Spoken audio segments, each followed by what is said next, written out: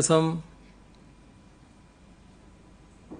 ചെന്നൈയിൽ പോയി വന്ന വാഹനത്തിൻ്റെ ഡ്രൈവർക്ക് രോഗം സ്ഥിരീകരിച്ചിരുന്നു. ആ ഡ്രൈവറുടെ അമ്മയും ഭാര്യയും പിന്നെ വണ്ടിയുടെ ക്ലീനറുടെ മകനും അങ്ങനെ 3 പേർക്കാണ് ഇപ്പോൾ രോഗബാധയുണ്ടായത്.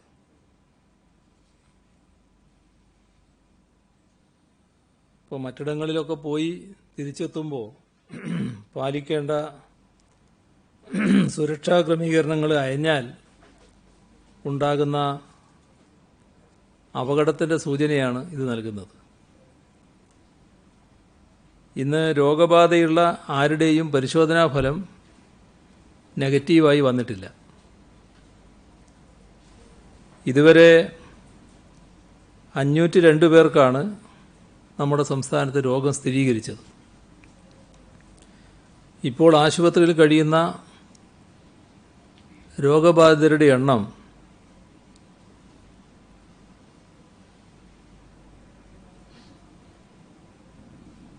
37.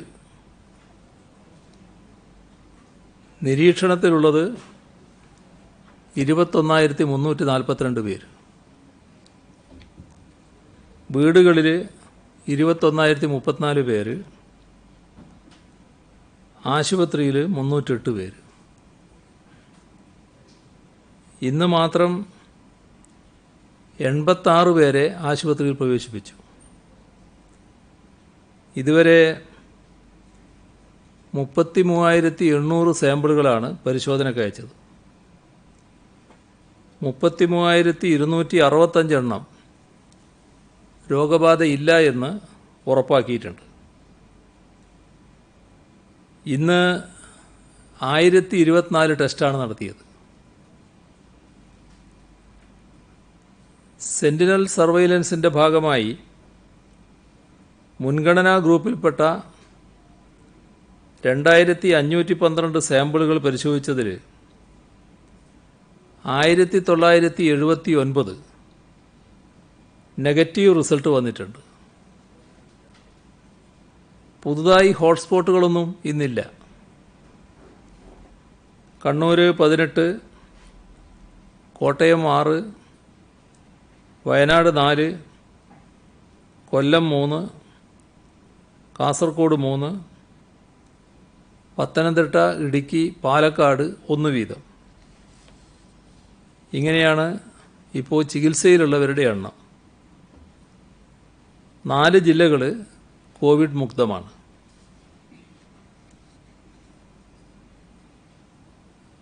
വിദേശ രാജ്യങ്ങളിൽ നിന്ന്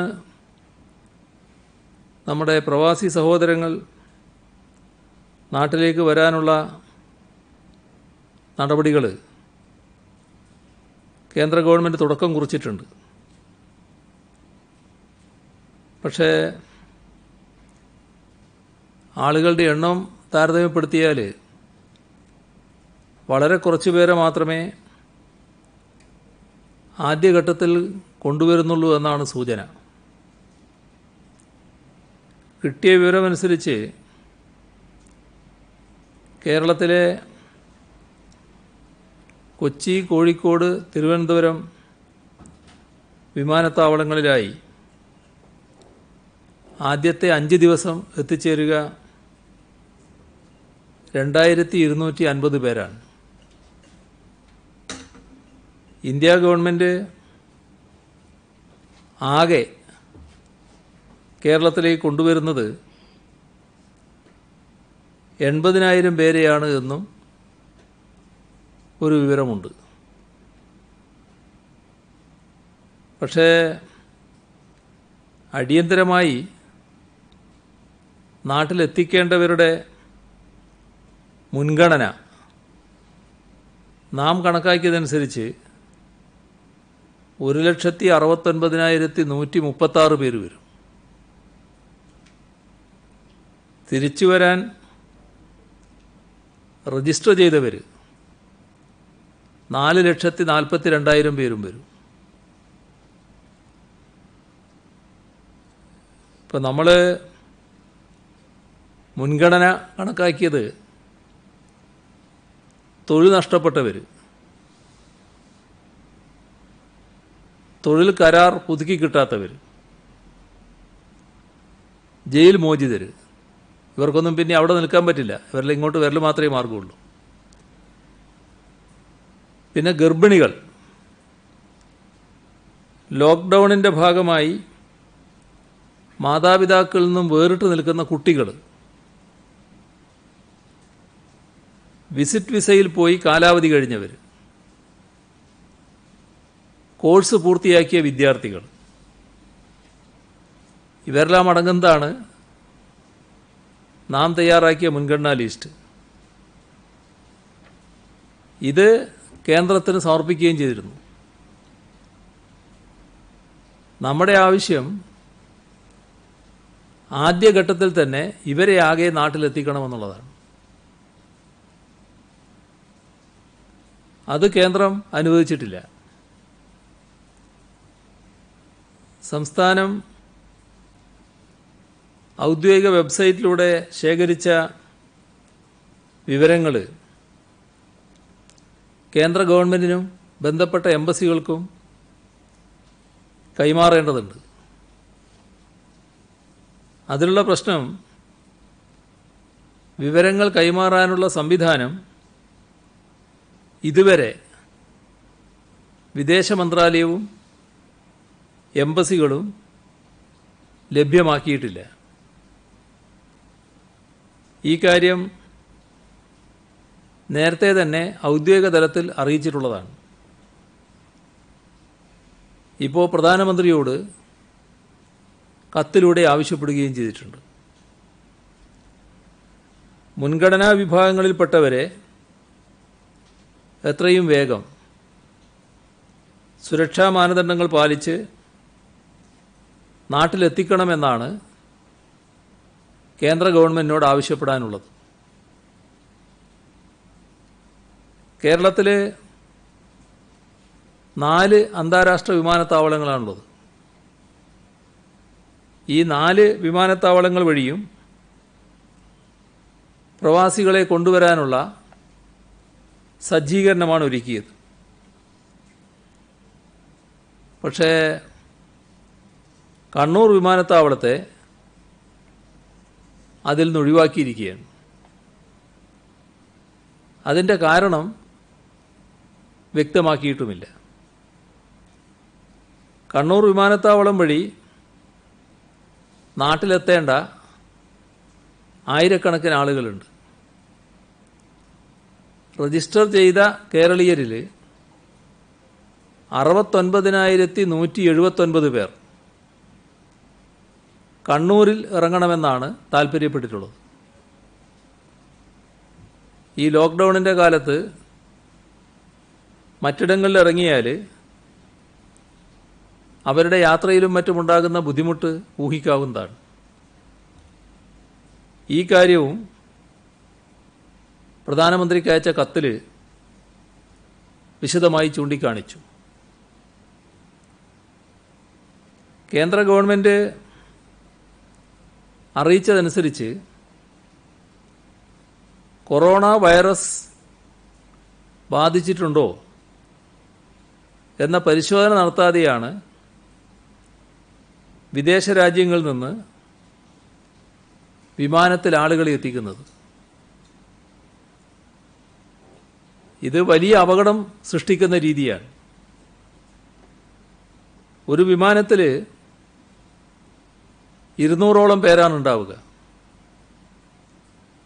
അതിൽ 1-2 പേർക്ക് വൈറസ് ബാധയുണ്ടെങ്കിൽ യാത്രക്കാർ മുഴുവൻ പ്രശ്നത്തിലാകും. രാജ്യത്താകെ രോഗവ്യാപനത്തിന് ഇടയാക്കും. ഇത് രാജ്യത്താകെ വരുന്ന വിമാനങ്ങൾക്ക് ബാധകമായിട്ടുള്ള കാര്യമാണ്. കേരളത്തിൽ മാത്രമല്ല, എല്ലായിടങ്ങളിലും രോഗവ്യാപന സാധ്യത ഇത് വർദ്ധിപ്പിക്കുകയാണ് ചെയ്യുക. കേരളം പ്രവാസികളെ തിരിച്ചെത്തിക്കാൻ ചിട്ടയോടുകൂടിയ പദ്ധതിയാണ് ആവിഷ്കരിച്ചിട്ടുള്ളത്. എന്നാൽ അതിൽ ശ്രദ്ധിക്കേണ്ടത് ലോകവ്യാപകമായി അംഗീകരിക്കപ്പെട്ട സുരക്ഷാ മാനദണ്ഡങ്ങളുണ്ട്. ആ സുരക്ഷാ മാനദണ്ഡങ്ങളിൽ ഒരിളവും വരുത്തുന്നത് ശരിയല്ല, അത് അനുവദിക്കാനുമാവില്ല. വിദേശങ്ങളിൽ നിന്ന് നമ്മുടെ സഹോദരങ്ങൾ ഇവിടെ എത്തേണ്ടത് പ്രധാനമാണ്. എന്നാൽ ആളുകൾ വരുമ്പോൾ കോവിഡ് വ്യാപനം തടയുക എന്ന പ്രധാന ലക്ഷ്യത്തിൽ നിന്ന് വ്യതിചലിക്കാൻ പറ്റില്ല. ലോകം അംഗീകരിച്ച ആരോഗ്യ സുരക്ഷാ മാനദണ്ഡങ്ങൾ ലംഘിക്കപ്പെടുന്നത് ദൗർഭാഗ്യകരമാണ്. അതുകൊണ്ട് പ്രത്യേക വിമാനങ്ങളിൽ തിരിച്ചെത്തിക്കുന്നവരെ യാത്ര തിരിക്കും മുൻപ് തന്നെ പരിശോധന നടത്തണമെന്ന് കത്തിലൂടെ പ്രധാനമന്ത്രിയോട് ആവശ്യപ്പെട്ടു. ഇപ്പോൾ പ്രഖ്യാപിച്ച രീതിയിൽ വിമാനങ്ങൾ വന്നാൽ നേരത്തെ പറഞ്ഞതുപോലെ ആരെയും നേരെ വീടുകളിലേക്ക് അയക്കാൻ കഴിയില്ല. ചുരുങ്ങിയത് 7 ദിവസം ക്വാറന്റൈൻ വേണ്ടി വരും. എല്ലാവരും വിമാനത്തിൽ ആരൊക്കെ വരുന്നോ അവർ മുഴുവൻ സർക്കാർ ഒരുക്കുന്ന ക്വാറന്റൈനിൽ കഴിയണം. 7-ാം ദിവസമാണ് അവരുടെ കാര്യത്തിൽ PCR ടെസ്റ്റ് നടത്തുക. ആ ടെസ്റ്റിൽ നെഗറ്റീവായവരെ വീടുകളിലേക്ക് അയക്കും. PCR ടെസ്റ്റിൻ്റെ ഫലം പിറ്റേന്ന് തന്നെ കിട്ടും. പോസിറ്റീവായി ഫലം വന്നാൽ ചികിത്സക്കായി ആശുപത്രികളിലേക്ക് അയക്കും. വീടുകളിൽ പോകുന്നവർ തുടർന്നും ഒരാഴ്ചക്കാലം ക്വാറന്റൈൻ വീട്ടിൽ തുടരേണ്ടി വരും. നേരത്തെ ഇറ്റലിയിൽ നിന്നും ഇറാനിൽ നിന്നും ആളുകളെ കൊണ്ടുവന്നപ്പോൾ ഇന്ത്യൻ മെഡിക്കൽ സംഘം ആദ്യം അവിടങ്ങളിൽ പോയിരുന്നു. അവർ ടെസ്റ്റ് നടത്തിയിരുന്നു, വരേണ്ടവർ ടെസ്റ്റ് നടത്തിയിരുന്നു. വിമാനങ്ങളിൽ അടച്ചിട്ട യാത്രയാണ്. വൈറസ് വ്യാപന സാധ്യത വളരെ കൂടുതലാണ്. അതുകൊണ്ടാണ് ഇക്കാര്യത്തിൽ പുനഃപരിശോധന വേണമെന്ന് കേന്ദ്ര ഗവൺമെൻറ്റിനോട് നാം ആവശ്യപ്പെടുന്നത്. ഇതുമായി ബന്ധപ്പെട്ട് നിരവധി തവണ നേരത്തെയും ആശയവിനിമയം നടത്തിയിരുന്നു. വിദേശത്ത് നിന്ന് വരുന്നവർക്ക് ക്വാറന്റൈനിൽ കഴിയുമ്പോൾ ആൻറ്റിബോഡി ടെസ്റ്റ് വ്യാപകമായി നടത്താൻ ഉദ്ദേശിക്കുന്നുണ്ട്. അതിനാവശ്യമായ കിറ്റ് ലഭ്യമാകേണ്ടതുണ്ട്. 2 ലക്ഷം ആൻറ്റിബോഡി ടെസ്റ്റ് കിറ്റിന് കേരളം ഓർഡർ നൽകിയിട്ടുണ്ട്. കൊച്ചി തുറമുഖം വഴിയും പ്രവാസികളെ കൊണ്ടുവരുന്നുണ്ട്. മാലിദ്വീപിൽ നിന്നും 2ഉം UAE-യിൽ നിന്നും 1ഉം കപ്പലുകൾ ഉടൻ വരുമെന്നാണ് അറിയുന്നത്. അതിനാൽ തുറമുഖത്തും ആവശ്യമായ സജ്ജീകരണം ഒരുക്കും. ഇത് സംബന്ധിച്ച് കൊച്ചി തുറമുഖ ട്രസ്റ്റുമായി ബന്ധപ്പെട്ട് ആവശ്യമായ ക്രമീകരണങ്ങൾ ഏർപ്പെടുത്തുന്നുണ്ട്. നാവികസേന അധികൃതരുമായി ചീഫ് സെക്രട്ടറി ഇക്കാര്യം സംസാരിച്ചിട്ടുമുണ്ട്. ഇങ്ങനെ കൊണ്ടുവരുന്നവരുടെ കൂട്ടത്തിൽ മറ്റ് സംസ്ഥാനക്കാരും ഉണ്ടായേക്കാം. അങ്ങനെയുണ്ടെങ്കിൽ അവരെ ബന്ധപ്പെട്ട സംസ്ഥാനങ്ങളിലേക്ക് അയക്കും. വിമാനത്താവളങ്ങളോടനുബന്ധിച്ചുള്ള ക്വാറന്റൈൻ കേന്ദ്രങ്ങളിൽ മാത്രമല്ല വിദേശത്തു നിന്നെത്തുന്നവരെ താമസിപ്പിക്കുക. അവരുടെ സ്വന്തം പ്രദേശങ്ങൾക്കടുത്തുള്ള ക്വാറന്റൈൻ കേന്ദ്രങ്ങൾ ഇതിനായി ഉപയോഗിക്കും. സ്വന്തം പ്രദേശം എന്ന് പറഞ്ഞാൽ അവരുടെ ജില്ല, ആ ജില്ലയിലെ ക്വാറന്റൈൻ കേന്ദ്രങ്ങൾ ഇതിനായി ഉപയോഗിക്കും. സംസ്ഥാനത്ത് എല്ലാ ജില്ലകളിലും ഇത്തരം സൗകര്യങ്ങളുള്ള 2.5 ലക്ഷം കിടക്കകൾക്കുള്ള സൗകര്യം കണ്ടെത്തിയിട്ടുണ്ട്. അതിൽ 1,63,000 കിടക്കകൾ ഇപ്പോൾ തന്നെ ഉപയോഗിക്കാൻ പര്യാപ്തമാണ്.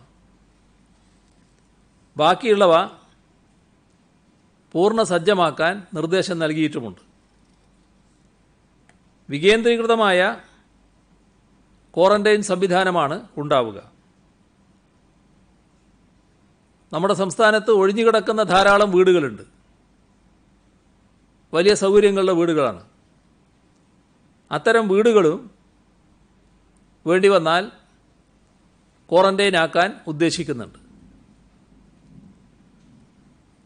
45,000-ലധികം PCR ടെസ്റ്റ് കിറ്റുകൾ സംസ്ഥാനത്തുണ്ട്. കൂടുതൽ കിറ്റുകൾക്ക് ഓർഡർ നൽകിയിട്ടുണ്ട്. ഈ മാസം അവസാനിക്കുമ്പോൾ ഏതാണ്ട് 60,000 ടെസ്റ്റുകൾ നടത്താൻ കഴിയുമെന്നാണ് പ്രതീക്ഷിക്കുന്നത്. അടുത്തയാഴ്ച മുതൽ വിമാനങ്ങളുടെ എണ്ണം വർദ്ധിക്കുമെന്ന് പറയുന്നുണ്ട്. ആഴ്ചയിൽ 20,000 പേർ എത്തും എന്നാണ് കണക്കാക്കുന്നത്. അവരെയെല്ലാം പരിശോധിക്കാനും ക്വാറന്റൈൻ ചെയ്യാനുമുള്ള ദൗത്യമാണ് സർക്കാർ ഏറ്റെടുക്കുന്നത്. ഇതോടൊപ്പം മറ്റ് സംസ്ഥാനങ്ങളിൽ നിന്നുള്ള മലയാളികൾ വന്നു തുടങ്ങിയിട്ടുണ്ട്. ഇതുവരെ 1,80,540 പേരാണ് നോർക്ക വഴി രജിസ്റ്റർ ചെയ്തത്. ഇതിൽ 25,410 പേർക്ക് പാസ് നൽകി. അവരിൽ 3,363 പേർ തിരിച്ചെത്തിയിട്ടുണ്ട്. ഇതിൽ ശ്രദ്ധിക്കേണ്ട ഒരു കാര്യമുണ്ട്. നമ്മുടെ രാജ്യത്ത് രോഗബാധ തീവ്രമായ ചില പ്രദേശങ്ങളുണ്ട്. ചില വൻ നഗരങ്ങളിൽ രോഗികളുടെ എണ്ണവും വ്യാപനവും വർദ്ധിച്ച നിലയാണ്. അങ്ങനെ തീവ്ര രോഗബാധയുള്ള 10 ജില്ലകൾ കണക്കാക്കിയിട്ടുണ്ട്. അത്തരം ജില്ലകളിൽ നിന്നോ നഗരങ്ങളിൽ നിന്നോ വരുന്നവരുടെ കാര്യത്തിൽ പ്രത്യേക ശ്രദ്ധയും ജാഗ്രതയും വേണമെന്ന് തീരുമാനിച്ചിട്ടുണ്ട്. ഇപ്പോൾ മറ്റ് സംസ്ഥാനങ്ങളിലെ റെഡ് സോൺ ജില്ലകളിൽ നിന്ന് വരുന്നവർ ഒരാഴ്ച നിർബന്ധമായും സർക്കാർ ഒരുക്കുന്ന ക്വാറന്റൈനിൽ കഴിയേണ്ടി വരും. ഇത് നേരത്തെ പറഞ്ഞതിൽ നിന്നുള്ള ഒരു വ്യത്യാസമാണ്. നേരത്തെ പറഞ്ഞിരുന്നത് വരുന്നവർ അതിർത്തിയിൽ രോഗലക്ഷണം കാണിക്കുന്നില്ലെങ്കിൽ നേരെ വീട്ടിലേക്ക് പോകാമെന്നാണ്. എന്നാൽ മറ്റ് സംസ്ഥാനങ്ങളിലെ റെഡ് സോൺ ജില്ലകളിൽ നിന്ന് വരുന്നവരായാൽ അവരൊരാഴ്ച ഇവിടെ സർക്കാർ ഒരുക്കുന്ന ക്വാറന്റൈനിൽ കഴിയണം. അവിടുന്ന് പരിശോധനയിൽ നേരത്തെ പറഞ്ഞതുപോലെ രോഗലക്ഷണമില്ല എന്ന് കണ്ടാൽ വീട്ടിലേക്ക് പോകാം. വീട്ടിൽ പിന്നെ 7 ദിവസം ക്വാറന്റൈൻ തുടരണം.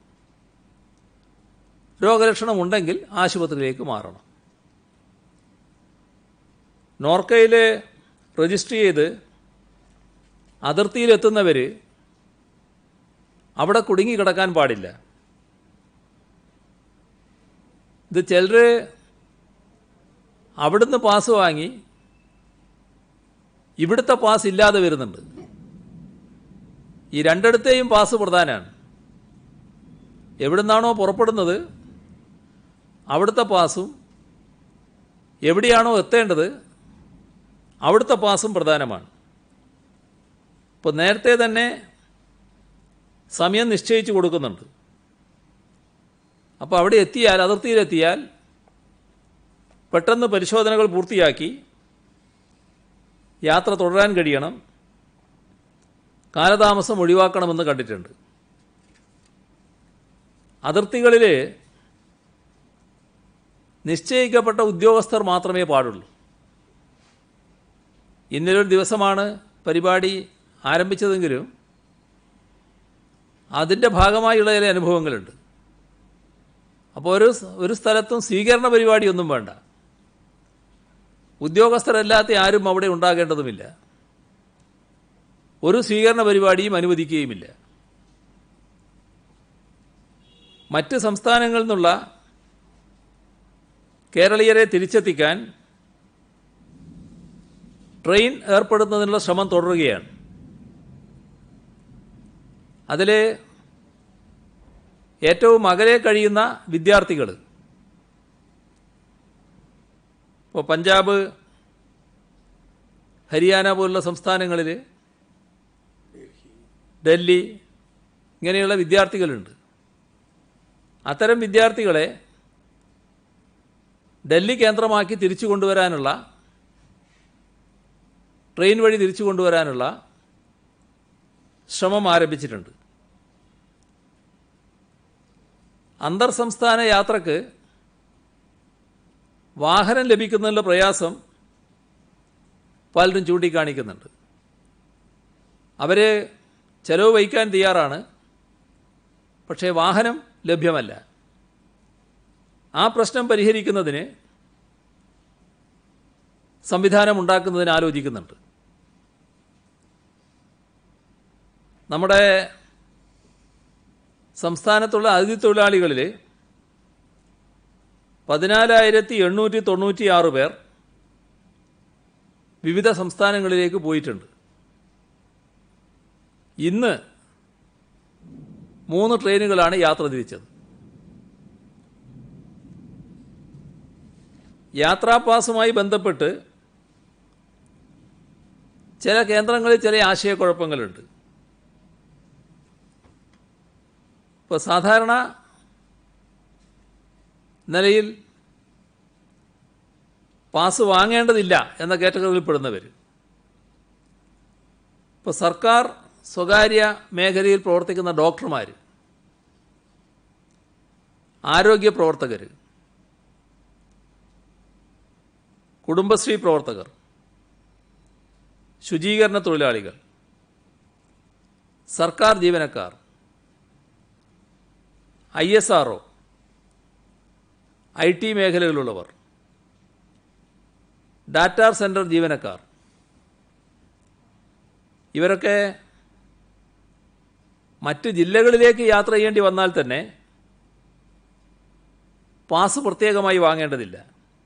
കാരണം അവർക്ക് ഔദ്യോഗിക തിരിച്ചറിയൽ കാർഡുണ്ട്, അത് കാണിച്ചാൽ മതിയാകും.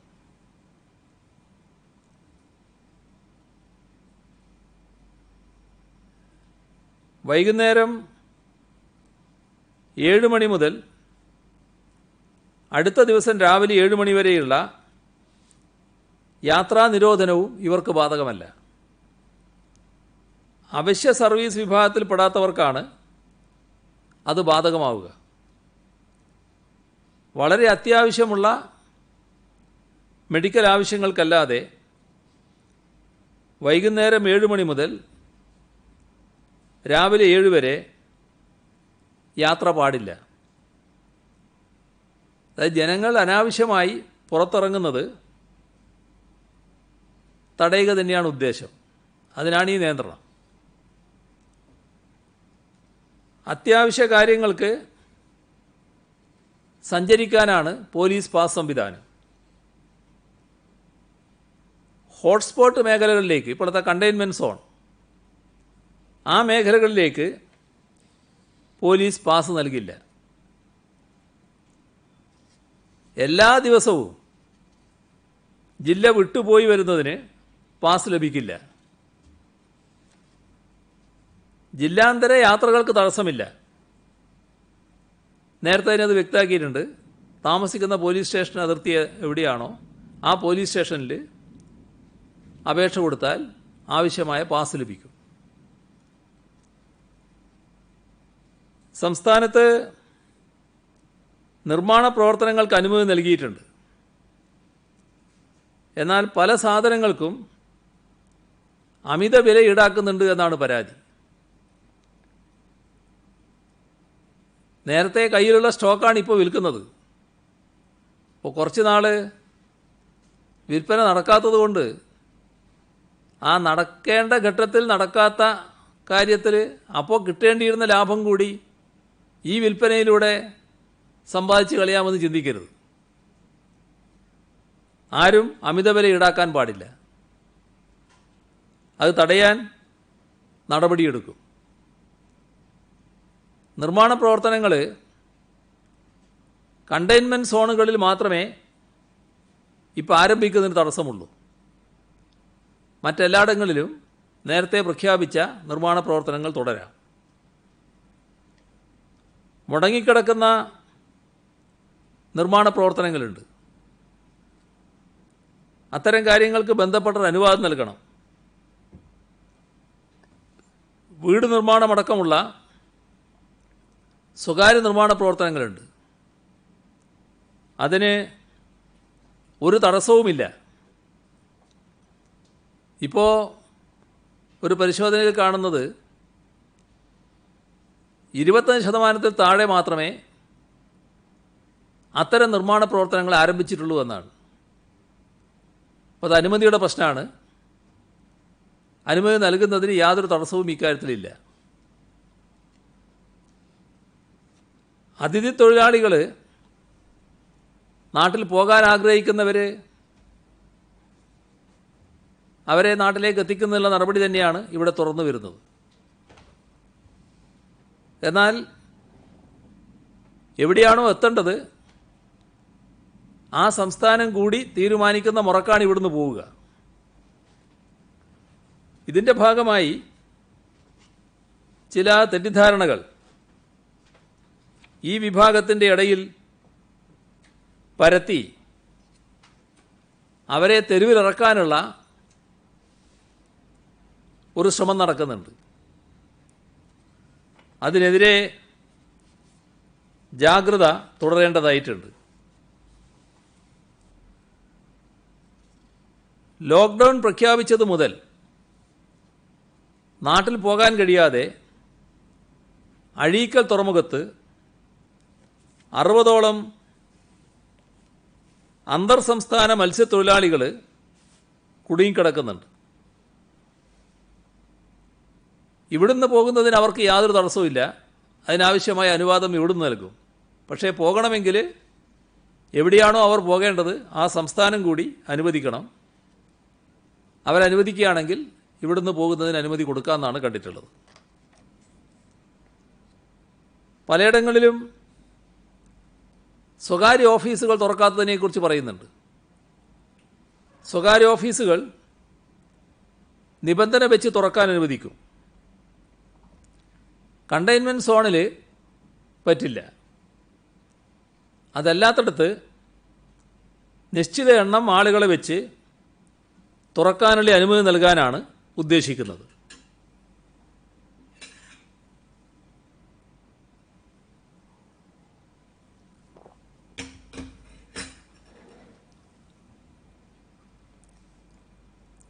വാഹനങ്ങളുടെ കാര്യത്തിൽ ഒറ്റ ഇരട്ട നമ്പർ നിങ്ങളെല്ലാവരും ചോദിക്കുന്ന കാര്യമാണല്ലോ. അത് നേരത്തെയുള്ള തീരുമാനം ഒഴിവാക്കാനാണ് ഉദ്ദേശിക്കുന്നത്. എല്ലാ നമ്പറുകളും ഓടാമെന്ന് തന്നെയാണ് കാണുന്നത്. കേരളത്തിൻ്റെ വടക്കൻ മേഖലയിൽ ചെങ്കല്ല് നിർമ്മാണ മേഖലയ്ക്ക് ആവശ്യമുള്ള കാര്യമാണ്. ഇതിൽ ചെങ്കൽ വെട്ടുന്നതിന് നിയന്ത്രണം ഈ ഘട്ടത്തിൽ ഒഴിവാക്കുകയാണ്. സംസ്ഥാനം വിട്ടുള്ള യാത്രക്ക് പുറപ്പെടുന്ന സംസ്ഥാനത്തിൻ്റെയും എത്തിച്ചേരുന്ന സംസ്ഥാനത്തിൻ്റെയും പാസ്സാണ് നിർബന്ധമായി വേണ്ടത്. ഇപ്പോൾ ചില കാര്യങ്ങൾ അതിനിടയിൽ വരുന്ന സംസ്ഥാനങ്ങളുണ്ടാവും. അവരുടെ പാസ് വാങ്ങൽ ഈ ആളുകൾക്ക് വിഷമായിരിക്കും. അത് അപ്രായോഗികമാണ്. അപ്പോൾ അത് കേന്ദ്ര സർക്കാരിൻ്റെ ശ്രദ്ധയിൽപ്പെടുത്തുന്നുണ്ട്. എവിടുന്നാണോ പുറപ്പെടുന്നത്, എവിടെയാണോ എത്തേണ്ടത്, ആ രണ്ട് സംസ്ഥാനങ്ങളും പാസ് നൽകുക. സഞ്ചരിക്കേണ്ട റൂട്ട് വേണമെങ്കിൽ അതിൽ കാണിക്കാം, അതാവശ്യമാണെങ്കിൽ. ഏതായാലും ഇടക്കുള്ള സംസ്ഥാനങ്ങൾ ഈ രണ്ട് പാസും ഉണ്ടായാൽ അനുവദിക്കുന്ന നിലയുണ്ടാവണം. ISROയിലെ ജീവനക്കാർ സാധാരണ സുരക്ഷാ മാനദണ്ഡങ്ങൾ അനുസരിച്ച് അവരുടേതായ സ്ഥാപനത്തിൻ്റെ ബസ്സുകളിൽ യാത്ര ചെയ്യാവുന്നതാണ്. അവരുടെ സ്വന്തം ബസ്സാണ്, അതിൽ യാത്ര ചെയ്യുന്നതിന് തടസ്സമില്ല. COVID-19 പ്രതിരോധം ശക്തിപ്പെടുത്താൻ സംസ്ഥാനത്ത് 980 ഡോക്ടർമാരെ 3 മാസ കാലയളവിലേക്ക് നിയമിക്കും. കേരളത്തിന് പുറത്തുള്ള മലയാളികൾ മടങ്ങിയെത്തുന്നതിന് മുൻപ് ചികിത്സാരംഗം കൂടുതൽ ശക്തിപ്പെടുത്താനാണിത്. മാത്രമല്ല, മഴക്കാലം കൂടി വരികയാണ്. അപ്പോൾ നിരവധി പേർക്ക് ഒരേ സമയം ചികിത്സ നൽകേണ്ട സാഹചര്യം വന്നേക്കാം. നിരീക്ഷണത്തിൽ കഴിയുന്നവർക്ക് കൂടുതൽ ശ്രദ്ധ നൽകേണ്ടതുമുണ്ട്. അപ്പോൾ അതിനെല്ലാം ആശുപത്രികളെ ശക്തിപ്പെടുത്തണം. പ്രാഥമിക ആരോഗ്യ കേന്ദ്രങ്ങളിലും സാമൂഹ്യ ആരോഗ്യ കേന്ദ്രങ്ങളിലും താൽക്കാലിക നിയമനം ഇതിൻ്റെ ഭാഗമായാണ് നടത്തുന്നത്. നമ്മുടെ ആരോഗ്യ സംവിധാനത്തിൻ്റെ മികവിൽ സ്വകാര്യ ആശുപത്രികൾ വഹിക്കുന്ന പങ്ക് വളരെ വലുതാണ്. ഇന്ന് ആരോഗ്യ മേഖലയാകെ കേന്ദ്രീകരിച്ചിട്ടുള്ളത് കോവിഡ് പ്രതിരോധത്തിലാണ്. ഇനിയുള്ള ദിവസങ്ങൾ കൂടുതൽ വലിയ വെല്ലുവിളികളാണ് നമുക്ക് ഏറ്റെടുക്കാനുള്ളത്. അതിൽ സ്വകാര്യ ആശുപത്രികളുടെയും ആ മേഖലയിലുള്ളവരുടെയും സഹകരണം ഏറ്റവും പ്രധാനമാണ്. ഇന്ന് സ്വകാര്യ മേഖലയിലെ ആശുപത്രി മാനേജ്മെൻറ്റുകളുമായി ഒരു വീഡിയോ കോൺഫറൻസ് നടത്തുകയുണ്ടായി. ഇതിനുള്ള പദ്ധതിയാണ് അതിൽ ചർച്ച ചെയ്തത്. രാജ്യത്തിന് പുറത്തു നിന്നും അകത്തു നിന്നും മലയാളികൾ വരികയാണ്. രോഗപ്രതിരോധത്തിന് കൂടുതൽ സൗകര്യം വേണ്ടിവരും. സർക്കാർ മേഖലയും സ്വകാര്യ മേഖലയും ഒന്നിച്ചു നിന്ന് പ്രവർത്തിക്കേണ്ട ഘട്ടമാണിത്. നേരത്തെ തന്നെ പല സ്വകാര്യ ആശുപത്രികളും അവരുടെ സൗകര്യം പൊതുകാര്യത്തിനായി വിട്ടു നൽകാമെന്ന് അറിയിച്ചിട്ടുണ്ട്. അപ്പോൾ സർക്കാർ സ്വകാര്യ മേഖലകളിലെ ഡോക്ടർമാർ ഒരുമിച്ച് പ്രതിരോധ പ്രവർത്തനങ്ങൾ ഏർപ്പെടുന്ന രീതി വരണം. ശരിയായ ഏകോപനത്തോടെ വികേന്ദ്രീകൃത രീതിയിലാണ് ഇക്കാര്യങ്ങൾ മുന്നോട്ട് പോകേണ്ടത്. ഇതിന് പഞ്ചായത്ത് അടിസ്ഥാനത്തിൽ തന്നെ മോണിറ്ററിംഗ് സംവിധാനം വേണം. ഡോക്ടർമാർ, നഴ്സുമാർ, പാരാമെഡിക്കൽ സ്റ്റാഫ് എല്ലാം ചേർന്നുള്ളൊരു സംയുക്ത നീക്കമാണ് ഉദ്ദേശിക്കുന്നത്. പ്രായമായവർ, മറ്റ് വിവിധ രോഗങ്ങൾ ബാധിച്ചവർ, വിദേശത്തു നിന്നും രാജ്യത്ത് സംസ്ഥാനത്തിന് പുറത്തു നിന്നും വന്നവർ, ഇങ്ങനെയുള്ളവരുമായൊക്കെ ഡോക്ടർമാർക്ക് സംവദിക്കാൻ ടെലിമെഡിസിൻ സംവിധാനം ഉറപ്പുവരുത്തും. ഈ സംവിധാനത്തിലേക്ക് വരാൻ തയ്യാറാകുന്ന ഡോക്ടർമാരുടെ ലിസ്റ്റ് പഞ്ചായത്ത് അടിസ്ഥാനത്തിൽ തയ്യാറായിരിക്കും. നേരത്തെ പറഞ്ഞതാണ്, രോഗിയെ ഡോക്ടർക്ക് കാണണമെങ്കിൽ അതിനുള്ള സംവിധാനവും ഏർപ്പെടുത്തും. വികേന്ദ്രീകൃതമായ ഈ സംവിധാനം ഫലപ്രദമാക്കാൻ സ്വകാര്യ ആശുപത്രികളുടെ സഹകരണം അഭ്യർത്ഥിച്ചു. ആവശ്യമായ കിറ്റ്, മരുന്ന്, ജീവനക്കാർക്കുള്ള പരിശീലനം സ്വകാര്യ ആശുപത്രികൾ ആവശ്യപ്പെട്ടിട്ടുണ്ട്. സർക്കാരും ആ നിലക്കാണ് ചിന്തിക്കുന്നത്. PPE കിറ്റ്, മാസ്ക് ഇവയൊക്കെ കേരളത്തിൽ തന്നെ നിർമ്മിക്കാൻ തുടങ്ങിയിട്ടുണ്ട്. അതുകൊണ്ട് ആ പ്രശ്നം പരിഹരിക്കാനാകുമെന്ന് തന്നെയാണ് പ്രതീക്ഷിക്കുന്നത്. ഓരോ ആശുപത്രിയും രോഗികളുടെ പരിശോധന, കാത്തിരിപ്പ്, രോഗീ പരിപാലനം ഇത്തരം കാര്യങ്ങളിൽ കൃത്യമായ പ്രോട്ടോക്കോൾ ഉറപ്പാക്കണം. ജീവനക്കാരുടെ പരിശീലനവും ഉറപ്പാക്കണം. എല്ലാ ചികിത്സാ രീതികളും മിതമായ നിരക്കിൽ ഏകീകരിക്കണം. അടുത്ത 3-4 മാസത്തെ നിലവെച്ച് പ്രതീക്ഷിക്കാവുന്ന അധിക ചികിത്സാഭാരം വെച്ച് PPE kit, N95 mask, oxygen cylinder, മറ്റ് മെഡിക്കൽ ഉപകരണങ്ങൾ തുടങ്ങിയവ പരമാവധി കരുതി വെക്കണം. സർക്കാരിൻ്റെ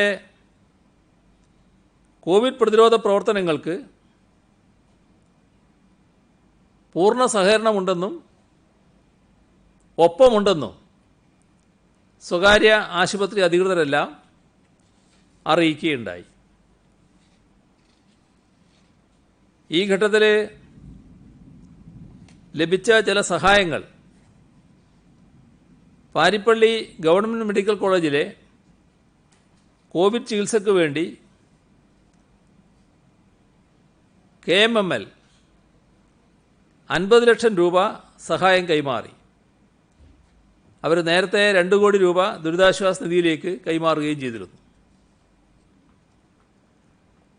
all Kerala school teachers union ആരോഗ്യ പ്രവർത്തകർക്ക് 1000 PPE കിറ്റിന് 5 ലക്ഷം രൂപ, സ്കൂൾ കുട്ടികൾക്ക് 1 ലക്ഷം മാസ്ക്,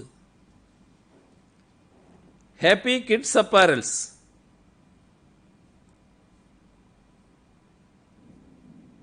പ്രസവ ആവശ്യങ്ങൾക്കായി വരുന്ന സംസ്ഥാനത്തെ 700 അമ്മമാർക്കും കുട്ടികൾക്കും വേണ്ട മാസ്ക്, ബേബി ടവൽ ഇവയെല്ലാം വിതരണം ചെയ്യുമെന്ന് അറിയിച്ചിട്ടുണ്ട്. കണ്ണൂർ ജില്ലാ ലൈബ്രറി കൗൺസിൽ 500ഓളം ലൈബ്രറികളിൽ ലോക്ക്ഡൗൺ ഫെസ്റ്റ് നടത്തുന്നു. ലൈബ്രറി കൗൺസിൽ 1 ലക്ഷം മാസ്ക് വിതരണം ചെയ്യുന്നു. കേരളത്തിലെ IT ജീവനക്കാരുടെ ക്ഷേമ സംഘടന പ്രോഗ്രസീവ് ടെക്കീസ് 70 PPE കിറ്റുകളും മറ്റ് സുരക്ഷാ ഉപകരണങ്ങളും കൈമാറി.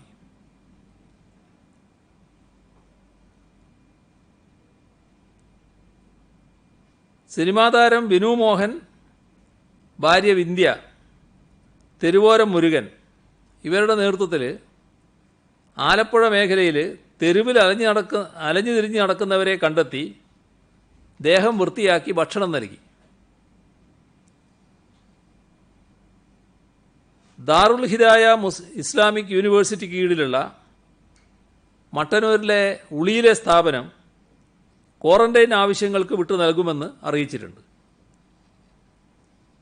Thodupuzha Dhanwantari Vaidyasala group, Thrissur travel for health, Thrissur ഐവാസ് മിഷനറി സൊല്യൂഷൻ പ്രൈവറ്റ് ലിമിറ്റഡ് ഇവർ സംയുക്തമായി കേരള പോലീസിന് പ്രതിരോധ ശക്തി വർദ്ധിപ്പിക്കുന്നതിനുള്ള 25,000 ആയുർവേദ കിറ്റുകൾ സൗജന്യമായി നൽകും. ദുരിതാശ്വാസ നിധിയിലേക്ക് സംഭാവന നൽകിയവരാണ് CPIM സംസ്ഥാന സെക്രട്ടറി കോടിയേരി ബാലകൃഷ്ണൻ. ഒരു മാസത്തെ പെൻഷൻ തുക 39,000 രൂപ. മിസോറാം ഗവർണർ PS ശ്രീധരൻപിള്ള 2 ലക്ഷം രൂപ. CPIM സംസ്ഥാന സെക്രട്ടറിയായിരുന്ന ചടയം ഗോവിന്ദൻ്റെ ഭാര്യ ദേവകി ഒരു മാസത്തെ പെൻഷൻ തുക, കൊച്ചുമക്കളായ അഭിജ, ആരുണി 5,002 രൂപ. എളമരം കരീം MP 82,000 രൂപ. മുൻ മന്ത്രി PK ശ്രീമതി 1,50,000 രൂപ. മുൻ MP NN കൃഷ്ണദാസ് പെൻഷൻ തുക 41,000 രൂപ. CPIM സംസ്ഥാന കമ്മിറ്റി അംഗം K വരദരാജൻ 1,15 ലക്ഷം രൂപ. ഗുരുവായൂർ ദേവസ്വം 5 കോടി. തൃശൂർ ചേലക്കര നിയോജക മണ്ഡലത്തിലെ സഹകരണ സംഘങ്ങൾ ചേർന്ന് 56,45,120 രൂപ. മലപ്പുറം കവന്നൂർ പഞ്ചായത്ത് 50 ലക്ഷം. ആലപ്പുഴ പുല്ലുകുളങ്ങര സർവീസ് സഹകരണ ബാങ്ക് 36,74,000. പയ്യോളി അർബൻ സഹകരണ ബാങ്ക് 34,79,564. പ്രവാസിയായിരുന്ന ദിനേശൻ ദിവാകരൻ ആലപ്പുഴയിൽ തൻ്റെ പേരിലുള്ള വീടുൾപ്പെടെയുള്ള 11 സെൻറ്റ് സ്ഥലം ദുരിതാശ്വാസ നിധിയിലേക്ക് നൽകാൻ സന്നദ്ധത അറിയിച്ചിട്ടുണ്ട്. കരകുളം ഗ്രാമപഞ്ചായത്ത് 30 ലക്ഷം രൂപ. പയ്യന്നൂർ സർവീസ് സഹകരണ ബാങ്ക് 22,17,000 രൂപ. പിണറായി സർവീസ് കോഓപ്പറേറ്റീവ് ബാങ്ക് 20,25,000 രൂപ. കരിവള്ളൂർ സർവീസ് സഹകരണ ബാങ്ക് 18,62,61 രൂപ. പുലാമന്തോൾ സർവീസ് സഹകരണ ബാങ്ക് 16,56,500 രൂപ. കറുകച്ചാൽ ഗ്രാമപഞ്ചായത്ത് 15 lakh. Nileshwaram cooperative urban bank 10,61,914. Anthoor നഗരസഭ 10 ലക്ഷം. ഭാരതീയ വിദ്യാഭവൻ കൊച്ചി 10 ലക്ഷം. കുന്നോത്തുപറമ്പ് ഗ്രാമപഞ്ചായത്ത് 10 lakh. Achu Doha Kottakkal 10 lakh. Kottayam Malabar service cooperative bank 9,50,303 രൂപ. ക്വാളിറ്റി കറി പൗഡർ ചേർത്തല 9,12,870 രൂപ. Thrissur government medical college employees സഹകരണ സംഘം 8,65,949 രൂപ. കുറുവമ്പലം സർവീസ് സഹകരണ ബാങ്ക് 8,45,561 രൂപ. പിക്കോസ് പിണറായി 6 ലക്ഷം രൂപ. കുന്നിരിക്ക സർവീസ് കോഓപ്പറേറ്റീവ് ബാങ്ക് 5,885 രൂപ. വേങ്ങാട് സർവീസ് കോഓപ്പറേറ്റീവ് ബാങ്ക് 5,51,300 രൂപ. All India association of central excise gazetted executive officers Kerala unit 5 lakh രൂപ. എരുവട്ടി വനിതാ ബാങ്ക് 1,15,000 രൂപ. പിണറായി ക്ഷീരസംഘം 1 ലക്ഷം രൂപ. കോട്ടയം വനിതാ ബാങ്ക് 30,000 രൂപ.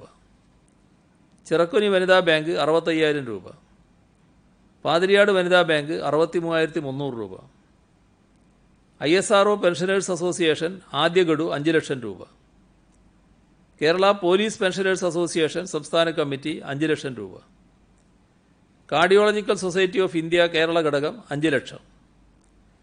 All India association of central excise gazetted executive officers Kerala unit 5 lakh. All India post and RMS pensioners association 5 lakh. Cultural institutions pensioners association 5 lakh. Hydel tourism ജീവനക്കാർ 5 ലക്ഷം. അഖില ഭാരത അയ്യപ്പ സേവാ സംഘം 5 ലക്ഷം. ശബരിമല മേൽശാന്തി AK Sudheer Namboothiri 10,000. Lensfed 5 ലക്ഷം. Community കിച്ചണിലേക്ക് ഏകദേശം 10 ലക്ഷം രൂപയുടെ അവശ്യ സാധനങ്ങളും ഇവർ വിതരണം ചെയ്തിരുന്നു. പ്രവാസികളായ മാണിയക്കൽ പോൾ തോമസും മിനി തോമസും 4 ലക്ഷം.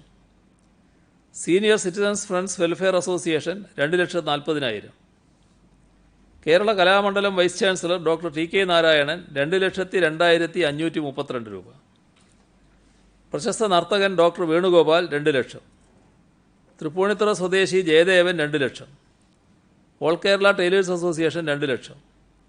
Vattiyoorkavu Saraswathi Vidyalayam chairman doctor G Rajmohan 2 ലക്ഷം.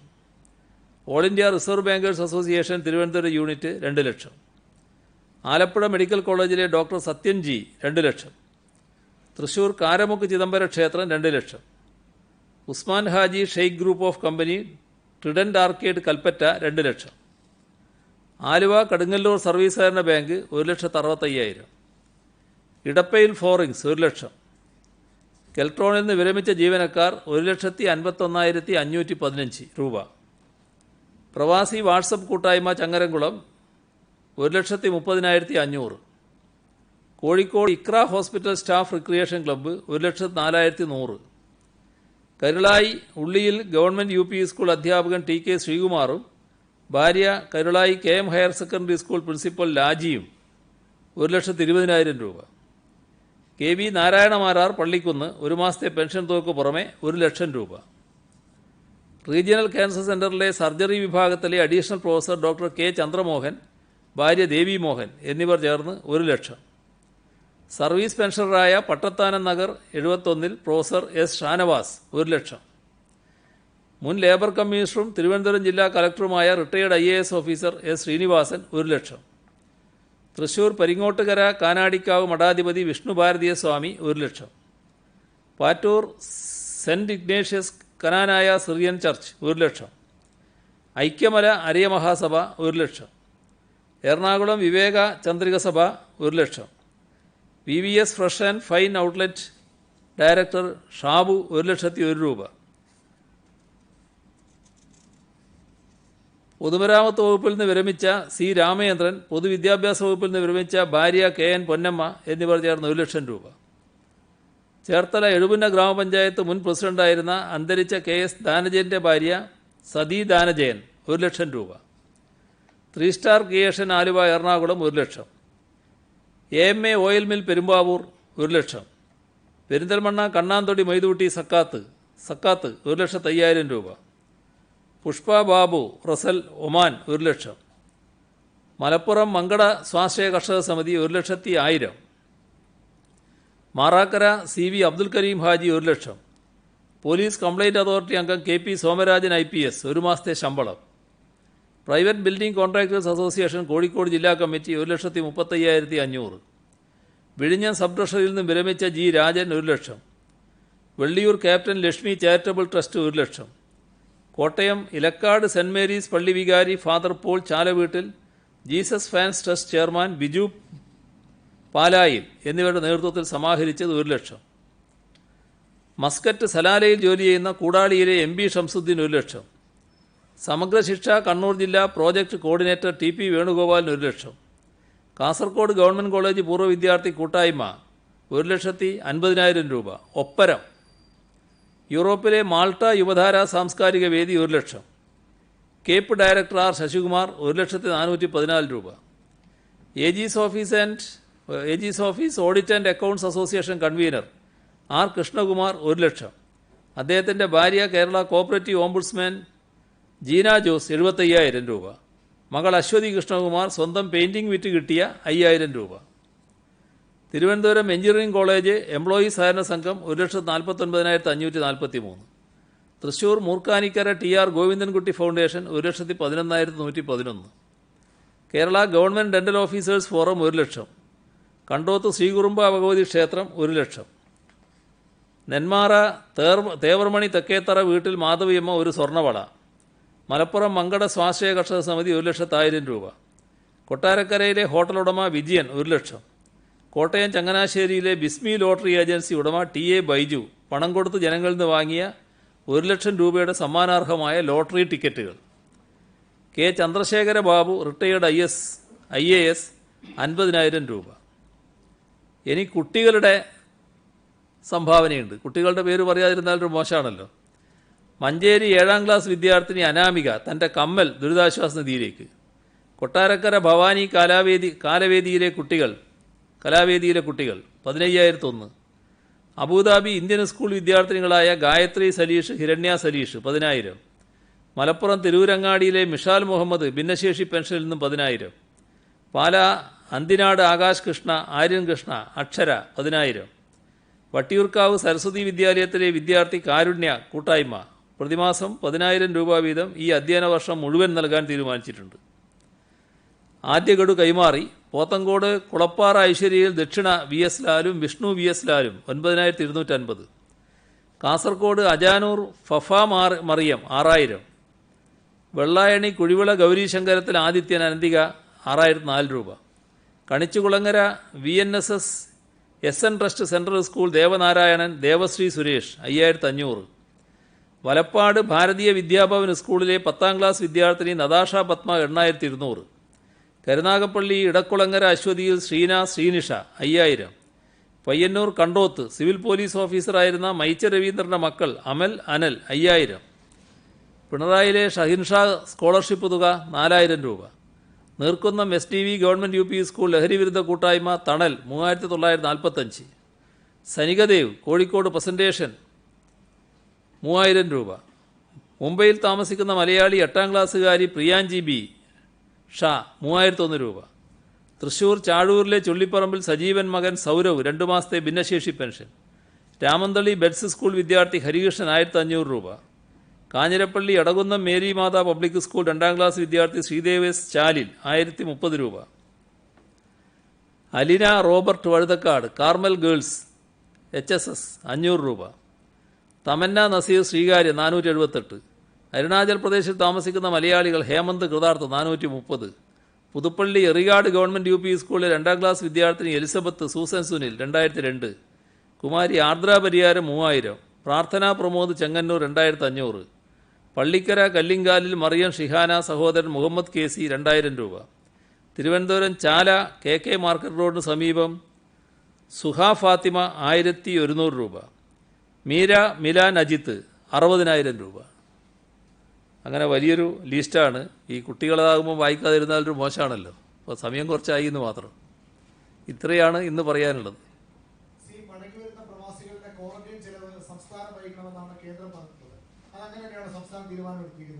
ഒരു ചോദ്യം ഒന്നും കൂടെ ഉണ്ട്. ഏതൊക്കെ സംസ്ഥാനങ്ങളാണ് ഈ അതിഥി തൊഴിലാളികളുടെ മടക്കത്തിന് അനുമതി നൽകാതെ? അവിടെ നിന്നും കൂടെ ഒരു പോസിറ്റീവ് സമയം വേണമല്ലോ. അത് തയ്യാറായ സംസ്ഥാനങ്ങൾ ഏതെന്നും കൂടി പറയാമോ? ഇതിൽ ആദ്യത്തെ ചോദ്യത്തിൽ ക്വാറന്റൈൻ സംസ്ഥാനത്തിൻ്റെ ഉത്തരവാദിത്തമാണ്. സംസ്ഥാനത്തിൻ്റെ വകയായിരിക്കും എല്ലാ ചിലവും വഹിക്കുന്നത്. അതിന് യാതൊരു ശങ്കയില്ല. മറ്റത് വിവിധ സംസ്ഥാനങ്ങളിലേക്ക് പോകാൻ ഇപ്പോൾ സന്നദ്ധമായിട്ടുണ്ട്. ചില ക്രമീകരണങ്ങളാണത്. അവരുടെ കൂടി സമ്മതത്തോടു കൂടി അയക്കും. അപ്പോൾ സമ്മതം തരാത്തവർ ഇന്നത് എന്നിപ്പോൾ പറയാൻ ഞാൻ തയ്യാറാകുന്നില്ല. ഇപ്പോൾ നേരത്തെ നോർക്ക വഴി പേരുകൾ രജിസ്റ്റർ ചെയ്തിരുന്നു വിദേശത്തു നിന്ന് വരുന്ന മലയാളികളുടെ കാര്യത്തിൽ. പക്ഷെ ഇപ്പോൾ എംബസികൾ ആ ലിസ്റ്റിലുള്ള പേരനുസരിച്ചല്ല. ചിലർക്കാണെങ്കിൽ താല്പര്യമില്ലാത്തവരെ പോലും അങ്ങോട്ട് വിളിച്ച് ചോദിക്കുകയാണ്, നിങ്ങൾക്ക് നാട്ടിലേക്ക് പോകാൻ താല്പര്യമുണ്ടോ എന്നുള്ളതിലേക്ക്. പലരും ഫോൺ കിട്ടുമ്പോഴാണ് ഇത് അറിയുന്നത്. അത് ഒരു കാര്യം. രണ്ട്, ഈ പല അവിടുത്തെ മലയാളികൾ നേരിടുന്ന ഒരു പ്രശ്നം, മാസങ്ങളായി ജോലിയില്ലാത്ത തന്നെ ഒരുപാട് ആൾക്കാരുണ്ട്. അപ്പോൾ അവർക്കൊക്കെ ഈ ഉയർന്ന തുകയ്ക്ക് നാട്ടിലേക്ക് എത്തുക എന്നുള്ളത് എന്തെങ്കിലും തരത്തിൽ ടിക്കറ്റ് നിരക്കിൽ ഇളവ് അനുവദിക്കുന്നതിന് കേന്ദ്രത്തോട് ആവശ്യപ്പെടുമോ? കേന്ദ്ര ഗവൺമെൻറ്റാണ് ഇപ്പോൾ നിരക്ക് നിശ്ചയിക്കുക. ആ നിരക്ക് വല്ലാത്ത നിരക്കായിരിക്കില്ല എന്നാണ് ഇപ്പോൾ ലഭിച്ചിട്ടുള്ള സൂചന. ഒരു ചെറിയ തോതിലുള്ള ഈ പ്രശ്നങ്ങളെല്ലാം പരിഗണിച്ചുകൊണ്ടുള്ള നിരക്കായിരിക്കുമെന്നാണ് മനസ്സിലാക്കുന്നത്. മടങ്ങി വരാൻ വേണ്ടി 15,000 രൂപയാണ് എയർ ഇന്ത്യ ടിക്കറ്റ് നിരക്കായിട്ട് പ്രവാസികളെ അറിയിച്ചിരിക്കുന്നത് എന്നാണ് പറയുന്നത്. ഇത് പലർക്കും, പ്രത്യേകിച്ച് ശമ്പളമില്ലാതെ നിൽക്കുന്നവർക്കും തൊഴിലാളികൾക്കും താങ്ങാൻ പറ്റുന്നതിനപ്പുറമാണ്. അപ്പോൾ ഇത് ബുദ്ധിമുട്ടുള്ളവർക്കെങ്കിലും ഈ തുക ഒഴിവാക്കി കൊടുക്കുന്ന കാര്യം സംസ്ഥാനം കേന്ദ്രത്തോട് ആവശ്യപ്പെടുമോ?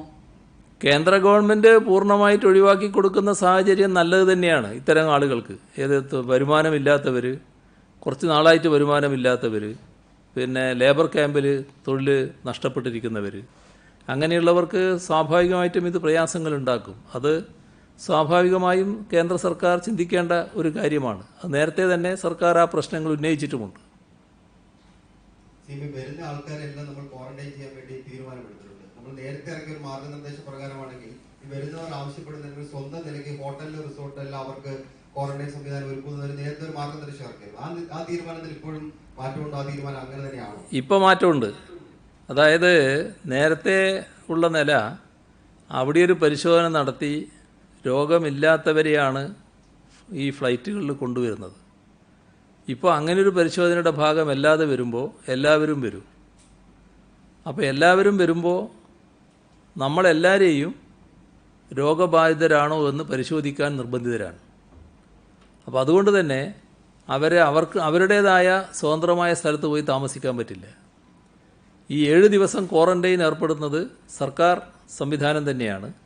അവിടെ തന്നെ അവർ താമസിച്ചിരിക്കണം. പ്രത്യേകമായ അവരുടേതായ ക്വാറന്റൈൻ സംവിധാനം പറ്റില്ല. മറ്റത് വീടുകളിൽ കഴിയുന്നത്, വീട്ടിൽ ക്വാറന്റൈൻ, അവർ രോഗലക്ഷണമൊന്നുമില്ല എന്നാൽ വീട്ടിൽ കഴിയണം. അത്തരം ആളുകൾ ഒരു ഹോട്ടലിൽ താമസിക്കണമെങ്കിൽ ഹോട്ടലിൽ താമസിക്കാമെന്നായിരുന്നു നമ്മൾ പറഞ്ഞത്. അതിപ്പോൾ പറ്റില്ല. ഈ ക്വാറന്റൈനിൽ തന്നെ താമസിക്കണം. കേൾക്കുന്നില്ല.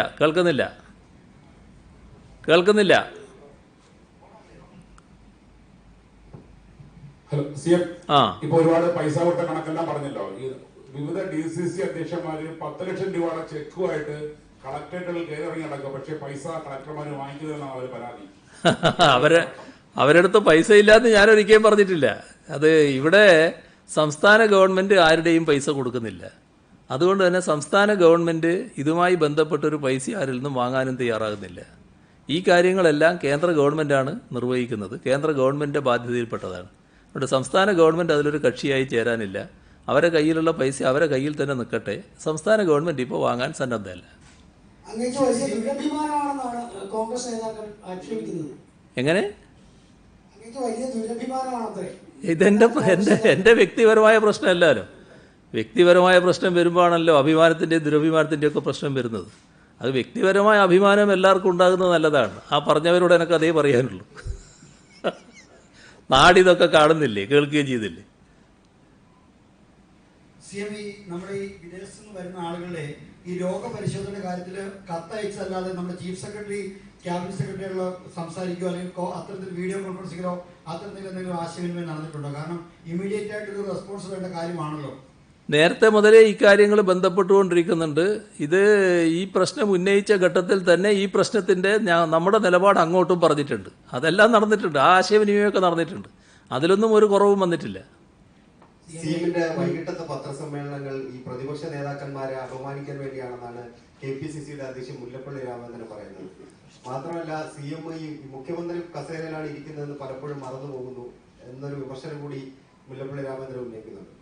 ഇല്ല, ആദ്യത്തെ ഭാഗത്തിന് നിങ്ങളാണ് ഉത്തരവാദി. നിങ്ങൾ ചോദിക്കുന്ന ചോദ്യത്തിനാണ് ഞാൻ ഉത്തരം പറയുന്നത്. അത് നിങ്ങൾ ബോധപൂർവം അങ്ങനെ ഉദ്ദേശം ഉണ്ടോ എന്നുള്ളത് എനിക്കറിയില്ല. ഞാൻ യഥാർത്ഥത്തിൽ നിങ്ങളുടെ ചോദ്യത്തിന് എന്താണോ ഉത്തരം പറയേണ്ടത് ആ ഉത്തരമാണ് പറയുന്നത്. പിന്നെ ഞാനിരിക്കുന്ന കസേരയെക്കുറിച്ച് നല്ല ഓർമ്മതയോടുകൂടിയാണ് ഞാൻ സംസാരിച്ചുകൊണ്ടിരിക്കുന്നത്.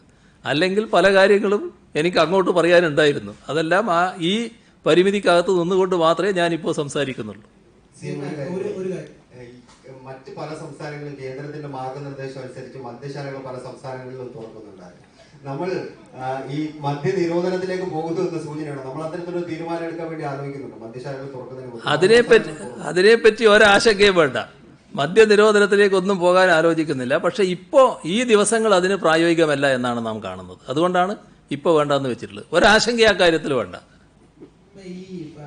ചില ജില്ലകൾക്ക് പുറത്തായി പലപ്പോഴും പല സർക്കാർ ജീവനക്കാരും ഇപ്പോൾ ഈ ലോക്ക്ഡൌൺ കാരണം കുടുങ്ങി കിടക്കുകയാണ്. അവർക്ക് പലർക്കും ഇപ്പോൾ ഈ സർക്കാർ ജീവനക്കാർക്ക് ഇവിടെ വരാൻ കഴിയുന്നില്ല എന്നൊരു പരാതിയുണ്ട്. അപ്പോൾ അവരുടെ ഇപ്പോൾ വരാൻ കഴിയാത്തത് കാരണം അവരുടെ ഇത് അവധിയായി പരിഗണിക്കുമോ അല്ല അതിനുവേണ്ടി എന്തെങ്കിലും പ്രത്യേക ഗവൺമെന്റ് ഓർഡർ ഇറങ്ങുമോ എന്നുള്ളതാണ് ഒരു ചോദ്യം. രണ്ട്, ഈ RD ഏജന്റുമാർക്ക് ഈ അവരുടെ കയ്യിലുള്ള പണം പോസ്റ്റ് ഓഫീസിൽ അടയ്ക്കാൻ വേണ്ടി മാസത്തിൽ ഏതെങ്കിലും ഒരു ദിവസം അനുവദിക്കാൻ കഴിയുമോ എന്നൊരു ആവശ്യം കൂടി ഉയർന്നു വന്നിട്ടുണ്ട്. അത് കഴിഞ്ഞ ദിവസം പറഞ്ഞല്ലോ രണ്ടാമത്തെ ചോദ്യത്തിന്. ഒരു ആഴ്ചയിൽ ഒരു ദിവസം അതിന് പ്രത്യേകമായിട്ട് അനുവദിക്കും പോസ്റ്റ് ഓഫീസിൽ അടക്കുന്നതിന് എന്ന് പറഞ്ഞിട്ടുണ്ട് നേരത്തെ. അതിനകത്ത് പ്രശ്നമില്ല. ആദ്യത്തതിന് ഒരു കേസിൻ്റെയും പ്രശ്നമാണ് അതിന് വരുന്നത്. അവരെന്തിനു പോയതാണ്, എന്താണ് സാഹചര്യം എന്നൊക്കെ മനസ്സിലാക്കി മാത്രമേ തീരുമാനം എടുക്കാൻ പറ്റൂ. അതിൻ്റെ ഭാഗമായി തീരുമാനങ്ങൾ എടുക്കാം. UAE അടക്കമുള്ള വിദേശ രാജ്യങ്ങളിൽ തൊഴിൽ മേഖലകളെല്ലാം തുറന്ന് പ്രവർത്തിച്ചു തുടങ്ങി. ഇപ്പോൾ ലോക്ക്ഡൌണിന് മുമ്പ് ഇവിടെ എത്തിയ ലേബർ വിസക്കാരുണ്ട്, അവരെ ഈ കാലാവധി തിരിച്ചു പോകാൻ നിൽക്കുന്നവരുണ്ട്. അവരെ തിരിച്ചെത്തിക്കാൻ എന്തെങ്കിലും സംവിധാനം ഈ ഘട്ടത്തിൽ ആലോചിക്കുന്നുണ്ടോ? ഇതോ കേന്ദ്ര ഗവൺമെൻറ് ശ്രദ്ധയിൽപ്പെടുത്തിയിട്ടുണ്ട്. ഇങ്ങനെ കുറേ ആളുകളുണ്ട്, അവർക്ക് തിരിച്ചു പോകേണ്ടതുണ്ട് എന്നുള്ളത്. പക്ഷേ അവർ അതിന് സന്നദ്ധമായി എന്ന് അത്തരമൊരു വിവരം പൂർണ്ണമായിട്ട് കിട്ടിയിട്ടില്ല ഈ രാജ്യങ്ങൾ. അതുകൂടി നമുക്ക് പരിശോധിച്ച് വേണ്ട കാര്യങ്ങൾ ചെയ്യാം. പ്രധാനമന്ത്രിക്ക് അയച്ച കത്തിൽ ഉൾപ്പെടെയുള്ള രാജ്യങ്ങളിലേക്ക് ഇന്ത്യൻ മെഡിക്കൽ സംഘങ്ങളെ വിടണമെന്ന് ആവശ്യപ്പെട്ടിട്ടുണ്ടോ? ഈ പ്രവാസികൾ വരുന്ന രാജ്യത്ത് തന്നെ മെഡിക്കൽ പരിശോധന വേണം എന്നങ്ങ് പറഞ്ഞല്ലോ. അപ്പൊ ആ തരത്തിലുള്ള ക്രമീകരണങ്ങളാണോ സംസ്ഥാനം ആവശ്യപ്പെട്ടിരിക്കുന്നത്? ഇറ്റലിയിലും ഇറാനിലും നേരത്തെ നമ്മൾ ഈ പരിശോധന നടത്തിയതാണ്. ആ കാര്യം നമ്മൾ കത്തിൽ പറഞ്ഞിട്ടുണ്ട്. ആ പരിശോധനകൾ ആ തരത്തിൽ നമ്മൾ നടത്താൻ സന്നദ്ധമാണ്. ആ രാജ്യങ്ങൾ നടത്തുന്നില്ലെങ്കിൽ നമ്മളെ സംഘം പോയി നടത്തണമെന്ന് തന്നെയാണ് നമ്മൾ ആവശ്യപ്പെട്ടിട്ടുള്ളത്. അത് തന്നെയാണ് നമ്മൾ നേരത്തെ പറയുന്നത്. CM, ഈ വാഹനങ്ങളുടെ അറ്റകുറ്റപ്പണിക്കുള്ള വർക്ക്ഷോപ്പുകൾ, വാഹനങ്ങളുടെ ഷോറൂം എന്നിവ തുറക്കാൻ അനുമതി നൽകിയിട്ടുണ്ട്. എന്നാൽ ഈ സർവീസിംഗ് സെന്ററുകൾക്ക് ഇതുവരെ അനുമതി നൽകിയിട്ടില്ല. അതും കൂടി അനുമതി നൽകുന്നത് കാരണം പല വാഹനങ്ങളുടെയും സർവീസിംഗ് ഡേറ്റ് കഴിഞ്ഞു പോയ അവസ്ഥയുണ്ടായിട്ടുണ്ട്. അതൊക്കെ ഇതിന്റെ ഭാഗമായിട്ട് നമുക്ക് അനുവദിക്കാം. അതിലൊന്നും വേറെ പ്രത്യേക പ്രശ്നങ്ങളില്ല. ഈ പൊതുമേഖലാ സ്ഥാപനങ്ങളിലെ ജീവനക്കാർ അവർ പല ജില്ലകളായിട്ട് താമസിക്കുന്നവരാണ്. അവർക്ക് വരാൻ കഴിയാത്തൊരു സാഹചര്യമുണ്ട്. അവരുടെ യാത്രയിൽ എന്തെങ്കിലും ഇളവ് അനുവദിക്കാൻ ഈ പറഞ്ഞ തരത്തിൽ അവർ യാത്ര ചെയ്യാമല്ലോ. ഇപ്പോൾ ഒരു ജില്ലയിൽ നിന്ന് മറ്റൊരു ജില്ലയിലേക്ക് യാത്ര ചെയ്യാൻ ഒരു തടസ്സവും ഇപ്പോഴില്ല. അതിന് ഈ പറഞ്ഞ സംവിധാനങ്ങൾ ചെയ്ത അതിനനുസരിച്ച് നടപടികൾ സ്വീകരിച്ചാൽ മതി. ഒരു പ്രയാസവും വരില്ല. നമ്മുടെ സമയം എക്സ്പോർട്ടുകൾ ഉൾപ്പെടെയുള്ള സ്ഥലങ്ങളിൽ നിന്ന് വരുന്നവർ 7 ദിവസം സർക്കാരിന്റെ ക്വാറന്റൈൻ കഴിയണമെന്ന് പറഞ്ഞിരുന്നു. എന്നാൽ കഴിഞ്ഞ 2 ദിവസത്തിനിടെ ചെന്നൈ ഉൾപ്പെടെയുള്ള ഭാഗങ്ങളിൽ നിന്ന് വന്നവർ ക്വാറന്റൈൻ സംവിധാനം അവർക്ക് കൊടുത്തിട്ടുണ്ടോ? നമ്മളെ സമയം നമ്മൾ ഓർക്കണം. ഈ കാര്യത്തിൽ ഇനി വരുന്ന ആളുകൾക്കെല്ലാം ഈ പറയുന്ന നിർബന്ധമായിട്ടുള്ള ക്വാറന്റൈൻ സംവിധാനം ഉണ്ടാകും. നമുക്ക് ഒരു വാർത്ത സംബന്ധിച്ച ഒരു ചോദ്യമാണ്. ഒരു വലിയ ആശങ്കപ്പെടുന്ന ഒരു വാർത്ത ഒരു പ്രമുഖ പത്രത്തിൽ വന്നിട്ടുണ്ട്. അതായത് ക്വാറന്റൈനിൽ, അതായത് കോവിഡ് രോഗികളായി തിരിച്ചറിയാൻ പറ്റാതെയും പരിശോധന ചെയ്യാത്തതുമായ 239 പേർ സംസ്ഥാനത്തുണ്ട്. ഇത് പഠനം നടത്തിയിരിക്കുന്ന അമേരിക്കയിൽ നിന്നുള്ള 2 പേരാണ്. അത്തരത്തിൽ വലിയ ആശങ്ക സർക്കാരിനുണ്ടോ? ജനങ്ങൾ വല്ലാതെ ആശങ്കപ്പെടുന്ന വാർത്തകൾ ശരിയാണ്? നമ്മൾ എല്ലാ കാലത്തും പഠനങ്ങളെ ബഹുമാനിക്കുന്നവരാണല്ലോ മലയാളികൾ. അതുമായി ബന്ധപ്പെട്ട് ചില ആശങ്കകൾ ഉണ്ടാകുന്നത് സ്വാഭാവികമാണ്. പക്ഷേ ഈ പറയുന്ന പഠനത്തിന് യാതൊരു അടിസ്ഥാനവുമില്ല. ഇത് വെറും ഒരു ഊഹാടിസ്ഥാനം മാത്രമാണ്. ഈ ഊഹം വെച്ചുള്ള ഊഹാപോഹങ്ങൾ പ്രചരിപ്പിക്കൽ, അതിന് ഈ പഠനം എന്ന പേരിടുന്നത് ശരിയല്ല. അതാണ് എനിക്ക് അവരോട് പറയാനുള്ളത്. ഒരു വസ്തുതയുടെ പിൻബലവും ആ കാര്യത്തിലില്ല.